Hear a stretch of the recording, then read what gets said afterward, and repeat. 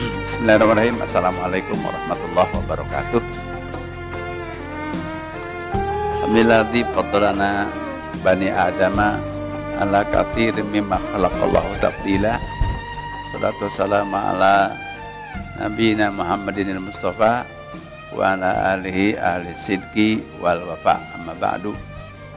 Bapak Ibu sekalian, kita lanjutkan kajian penghayatan bacaan. Salat itu ke sujud dan duduk di antara dua sujud. Cara duduk, cara turun ke sujud itu tidak mengangkat tangan. Jadi kalau ada orang mengangkat tangan sebelum sujud itu pasti dia orang awam. Jadi tidak. Nah, waktu selesai takbir intiqal dari i'tidal, kan ada sami Allahu liman hamidah, itu ada dua hadisnya, bukan dua, hadisnya satu tapi dipahami oleh orang jadi dua maknanya. Jadi gini, waktu bangun dari ruku itu sami Allahu liman hamidah, ada yang turun ke sini ke bawah, ada yang ke sini. Kenapa begitu? Hadisnya satu, hadisnya itu hatta ya'uda kullu faqarin makanahu, lalu sampai kembali tulang-tulang itu ke tempatnya. Kata kembali oleh para ulama itu kembali ke awal sebelum sholat begini, maka habis sami Allahu liman hamidah, tangannya menjulur ke sini. Ketika mau sujud langsung aja, tidak ngangkat tangan lagi. Ada kata kembali itu tadinya kan sebelum ruku begini, sekarang ruku, nah, begini, kembalinya ke sini lagi. Hadisnya satu dipahami dua macam. Nah, yang salah apa? Berantem. Padahal dua-duanya berdasarkan hadis yang sama. Nah, jadi, tapi baik yang kembali ke sini sesudah sami Allahu liman hamidah itu, atau yang ke sini menjulur, itu ketika mau sujudnya tidak ada hadis yang mengangkat tangan dulu, Allahu Akbar terus sujud, nggak ada. Jadi tetap tidak mengangkat tangan. Nah, demikian pula ketika sujud itu Nabi ada dua hadisnya. Yang pertama adalah mendahulukan lutut baru tangan. Jadi begitu sujud itu lutut dulu dua, baru tangan, baru dahi dan hidung. Jangan lupa sujud itu harus memenuhi anggotanya yang wajib 7 nempel di tempat sujud. Yang 7 itu urutannya adalah kalau dari bawah 1, 2 jari jemari kaki, perut jari jemari kaki kanan dan kiri. Jadi kakinya itu harus perutnya. Laki perempuan sama, jadi harus begini kakinya.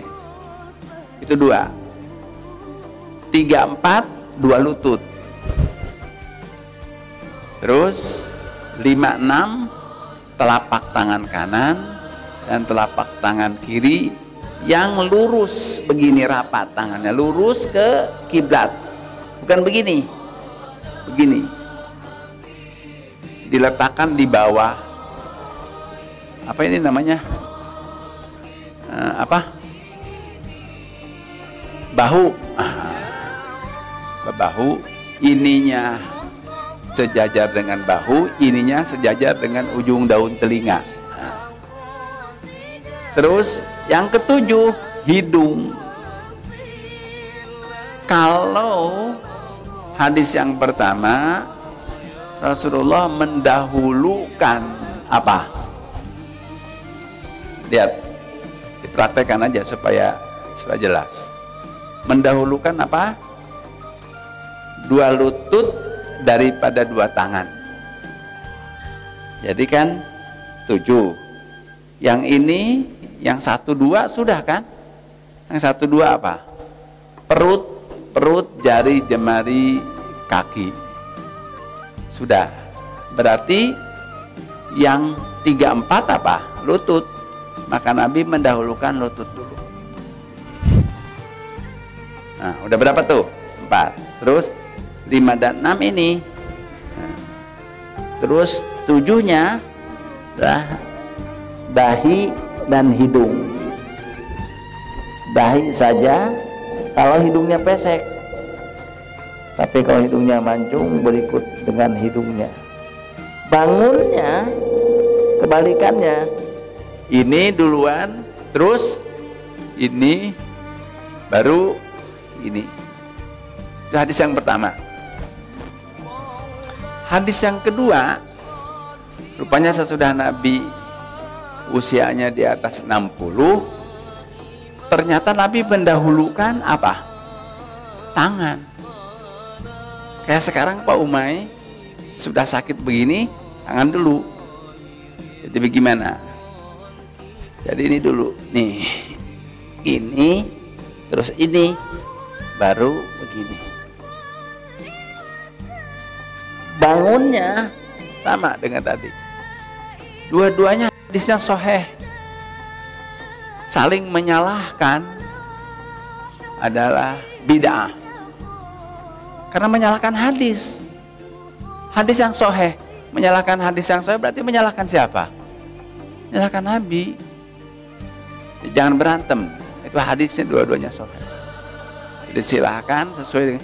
Jadi Rasulullah itu menggambarkan sholat itu sesuai dengan kemampuan. Kayak gini ya sekarang. Apa ya? Pak Umay terkagum-kagum dengan bimbingan Rasulullah itu. Kalau sudah berat ketika ruku mau bangun, itu diajarkan. Idenya dorong dulu ke depan, baru bangun. Dan itu benar, itu merasa ringan gitu. Kalau sedang kurang sehat gitu ya. Ini ruku kan begini. Itu kalau begini berat itu. Tapi apa caranya diajarkan? Dorong dulu ini ke sini, baru begini. Begitu juga ketika sudah sepuh mau berdiri, diajarkan ininya angkat dulu supaya ringan. Jadi kalau dari sujud ini mau bangun itu, bangun begini. Kalau bangunnya begini berat, tapi angkat dulu apanya? Pantatnya ke atas. Diangkat begini, baru ringan. Sampai diajarkan seperti itu. Nah, itu caranya. Cuman yang harus diingat adalah sepanjang sujud harus 7 anggota itu tidak boleh kurang satu. Permasalahannya banyak orang yang sujud itu begini. Waktu sujud pertama itu benar semuanya nempel. Ini 7. 1, 2, 3, 4, 5, 6, 7. Terus kan duduk. Baca doa, duduk di antara 2 sujud. Begitu sujud lagi, ininya nggak dirubah. Begini aja ininya. Itu sujudnya tidak sah lagi yang kedua. Terus dibalikin lagi, begini lagi semuanya. Setiap sujud.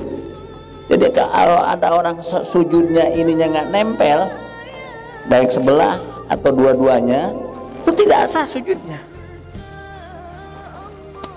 Jadi sampai kata Nabi, saya diperintah oleh Allah untuk sujud dengan 7 arobin. Arobin anggota tubuh, sujud 7. Jadi itu sujud. Nah sekarang Bacaannya banyak, tapi yang populer adalah dua. Satu, sesudah turun surat Al-A'la, Sabbihisma rabbikal a'la, maha sucikan nama Tuhanmu yang maha tinggi. Para sahabat mengamalkan perintah Quran itu, Subhana rabbiyal a'la. Kata Nabi, ij'aluha fi sujudikum, jadikanlah itu bacaan dalam sujud kamu. Jadi Subhana rabbiyal a'la itu adalah karena turun surat Sabbihisma rabbikal a'la. Nah, demikian seperti ruku, begitu turun surat An-Nasr, idza jaa nasrullahi wal fath, terus wa ra'aitan nasa yadkhuluna fi dinillahi afwaja fasabbih bihamdi rabbika wastaghfirhu innahu kana tawwaba. Lalu Nabi membaca dalam ruku dan sujudnya, subhanakallahumma rabbana wa bihamdika allahumma gfirli. Jadi nyaris kasusnya sama dengan ruku. Nah, sekarang sesudah diterangkan gerakannya, anggotanya, tolong diperhatikan itu.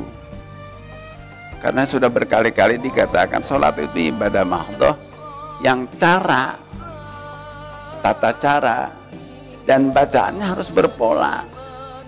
Jadi nggak boleh kita nambah-nambah, kurang-kurangin gitu ya. Jadi harus seperti yang dicontohkan. Dan memang nyaris ya, dua ibadah itu, sholat dan haji, itu dirinci oleh Rasul itu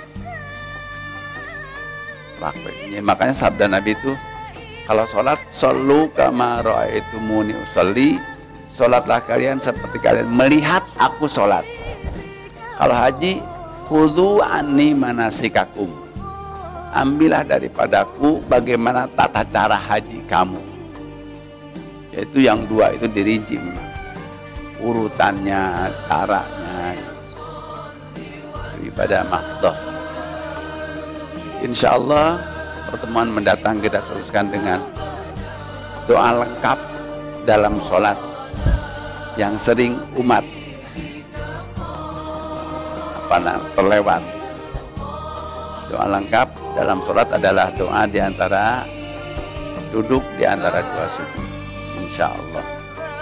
Semoga taufik hidayah Allah menyertai kita. Kita tutup dengan kafaratul majlis. Subhanakallahumma bihamdik, asyhadu an la ilaha illa anta, astaghfiruka wa atubu ilaik. Alhamdulillahirabbil alamin. Assalamualaikum warahmatullahi wabarakatuh.